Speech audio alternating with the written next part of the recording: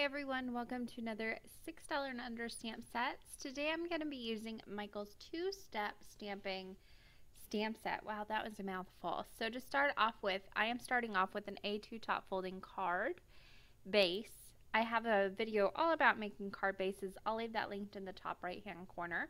But here is a look at that stamp set that I'm going to be using today. This was $2 at Michael's. It has a die and a stamp set in it. These are very cheap stamp sets. So I'll show you a little trick on how to get them to work really well. But there's a look at that die and also the pineapple stamp you can see stamped in the center. Just to see, it does cut and it cuts very well. I made a little glitter die cut and I have a card where I use those coming up in the future. But here's a look at that stamp set too. It's got some great watermelons that you can stamp not only the little watermelon but the little rind that goes with it and get a sort of realistic looking watermelon. For my die, I'm going to be using this die from Craft and Desert Divas. I don't remember the exact name of it, but everything that I used except for the Michael stamp set will be used or will be linked down in the description box below. But that die is a double stitched frame die. I'm going to go ahead and put that onto some craft cardstock and cut that out with my Big Shot. Now I like to use painter's tape to hold everything in place, but you certainly don't have to do that. I went ahead and ran that through my die cutting machine, and there I'm going to go ahead and pull out the frame. I am going to keep that center because I will use that for more die cutting later just to get the most use out of my cardstock. But before I do any more die cutting, I want to go ahead and start my stamping. Now for my watermelon, I'm going to be using two colors of Memento ink. But the first thing I want to do before I do any stamping is prep those stamps. Now again, I have a video all about this. It shows 3 different ways to go ahead and prime your stamps. I'll leave that linked in the top right hand corner as well. This is my favorite way. If you are not comfortable sanding your stamps though, there are a few more ways. I just take a light, very, very light sanding to it.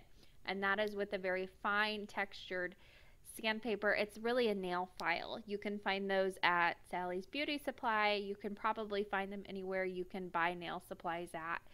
And those are pretty cheap too. I use that to just give it a light brush of, to give it a light sanding and then wipe everything down, and then it's time to do the stamping. Again, I'm using 2 colors of Memento, Ladybug and Pear Tart. You've seen that just a moment ago. And now it's time for the stamping. Please excuse my head. I like to look straight over the top. But there you can see these do stamp really well once you prime them up. Now, I'm going to be switching back and forth between the half and the quarter watermelon here and creating a background. And then I'll die cut this.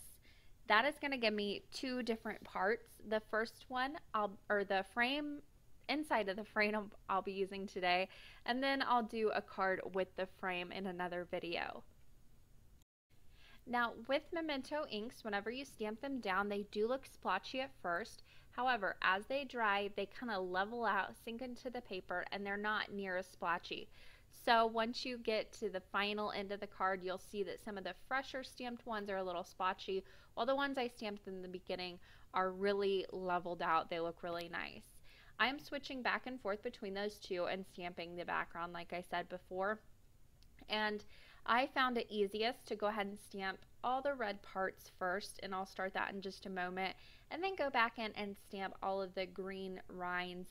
And that way I'm not switching back and forth between tons of stamps all the time in different colors of ink. Sometimes I'll get going too fast and then I'll stamp a green watermelon or something, and I didn't want to chance that today, so I just went ahead and stuck with all red, and then I did all green. That way I didn't mess it up at all. With this though, when you're doing that, you do want to make sure that you leave enough room for the rinds between the stamps. There was one place where I didn't do that. It was right at the top, one of my last stampings, and that's okay. It just overlapped a bit. It still looked fine, but just a reminder if you're going to recreate this card.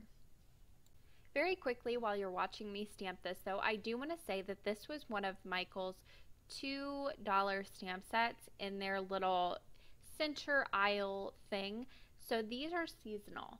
Now I'm not sure if you're going to be able to find these at your local Michael's. They still had some at my Michael's. So I'm still going to post this video.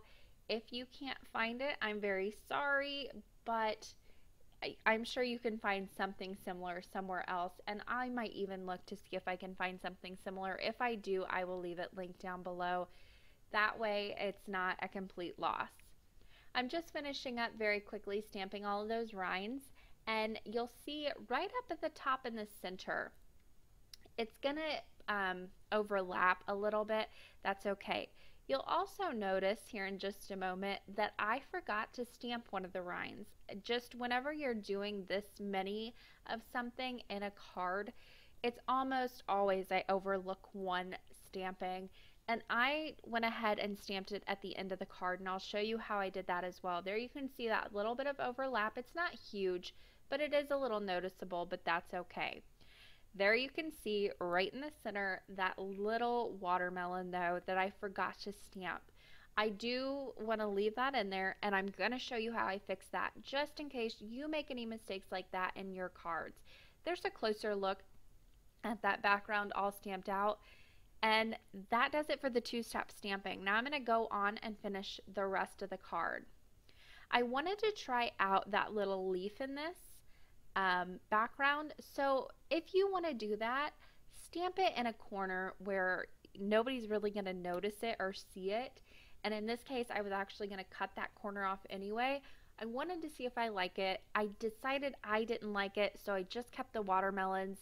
But this way I can still die cut this. It's not a total waste, and you won't even see the leaf once everything is said and done. I'm coming back in with that same die that I used to cut the craft frame, and I'm going to cut out the center of the white cardstock. Now this is going to leave me with two pieces. I'll have the center, which I'll be using on this card, and then I'll have the frame as well. For this, I'm just going to keep the frame. You can always use that on another project, and I probably will coming up actually. I have an idea for it, so you might see it in a future video. For this card, I'm going to be finishing it off with the Thanks, a lot of thanks, I believe is what it's called, stamp set, and the thanks die from Simon Says Stamp. This came in like a pack with the die and the stamp set.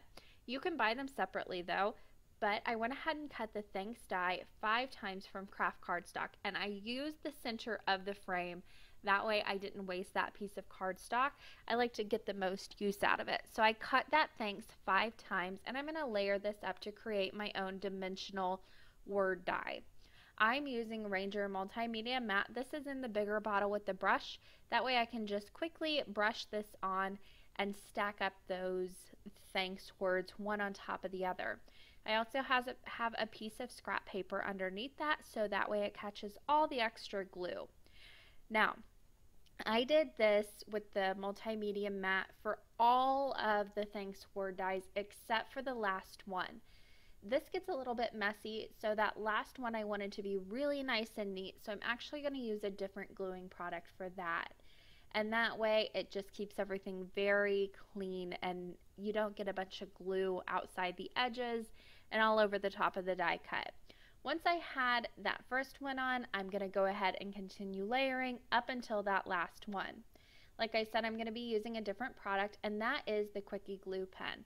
This is just like a little gel pen like your white Jelly Roll pens come in. However, inside of it is glue.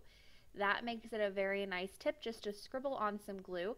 It comes out blue, but it dries perfectly clear and it dries matte, so you don't see any of it.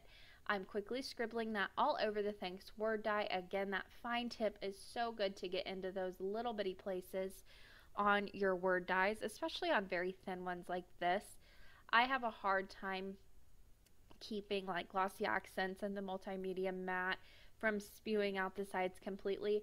This just works out the best for me, but I only use it on that last one because it does get a little bit tedious, so that's why I save it for the last one and really do my best work on that one, since that's what everyone's going to be seeing anyway.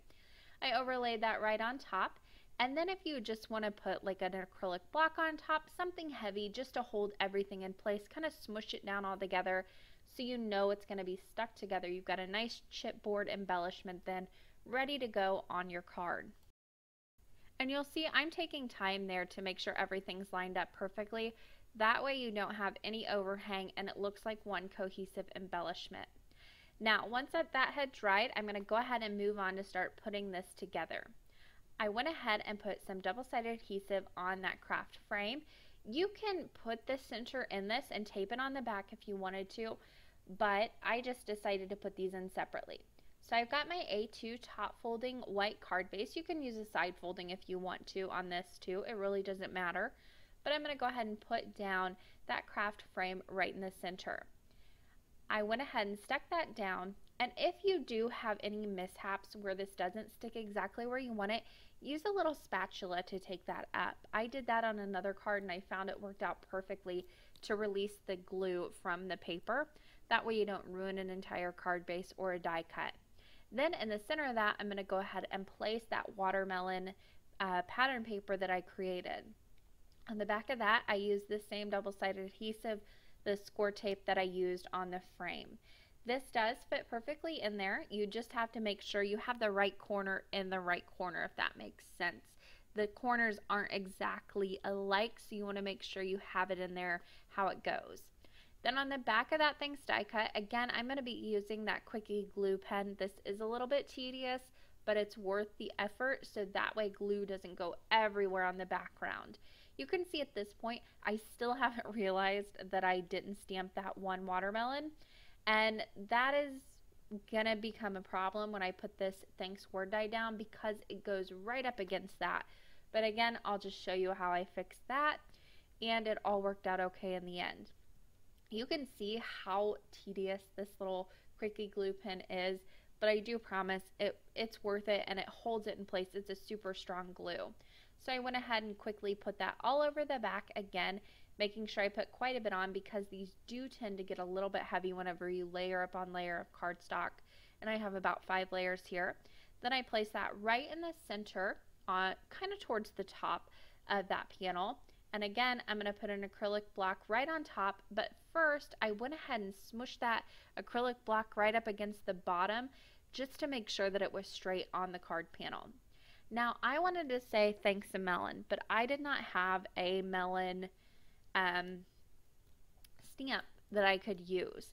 I didn't feel like going to my computer and typing it out and then printing it out and then using a whole piece of cardstock for that little bitty sentiment, and I didn't feel like getting out an alphabet die and putting it all together, lining everything up, making sure it was straight. So I grabbed a micron pen, very quickly wrote it out a few times. Once I was happy with the way it looked, I just quickly snipped it out with some scissors. I put a little bit of fun foam and double-sided adhesive on the back of that, and I'm going to place that right underneath the thanks. And that actually worked out perfectly. I am not a hand letterist. I do not like my handwriting, but I took my time. I just used block letters, and it worked out okay on this card. So if you don't have a sentiment, you don't feel like going to your computer like I do, or you don't feel like lining up all those alphabet stamp sets, just quickly write it out and it works great. I just used, like I said, a micron pen to make sure it was really nice and black. You could even use gel pens if you wanted to. To finish off the front of this card, I'm going to be using some Nuvo crystal drops. These have more of a see-through finish on them. They're gorgeous. And they're not as opaque, so it's just they're a really great little drop. Now you can see here on some of these I'm still getting a little bit of a point with them. I just pick up my card and kind of flick it underneath and tap also right next to the drop, and that seems to flatten it out for me. If that doesn't work for you, you can try putting a straight pin in it and kind of swirling it around, and that might level it out as well. But for this, just a little tap underneath seems to work. I put quite a few of these drops of different sizes all the way around the card, just to add a little something more and to fill in those white spaces. I was really looking for a way to fill in some of those white spaces. You could see I tried to do that with the leaf beforehand, but what really worked for me was these drops. You could also use sequins if you wanted to. There's a closer look at the finished card, except I finally noticed that I didn't stamp that one watermelon. I went ahead and just loaded that rind onto an acrylic block, and I inked up the stamp. I'm going to stamp this down, and I really want to press up right against that die cut. I gave it a really good press. You're not going to get exactly perfectly how you would. You just want to make sure you don't have any ink where it's going to meet that die cut. And that way you don't get any green ink on the thanks word itself. You can see you got a little bit of space there, but it does work out. And I did hit one of my little Nuvo drops. I just used a straight pin again to get that back into a nice little round ball on top. That does it for me today. I want to thank you guys for watching, and as always, there are a few links on the left side of your screen that you can click on. Happy crafting!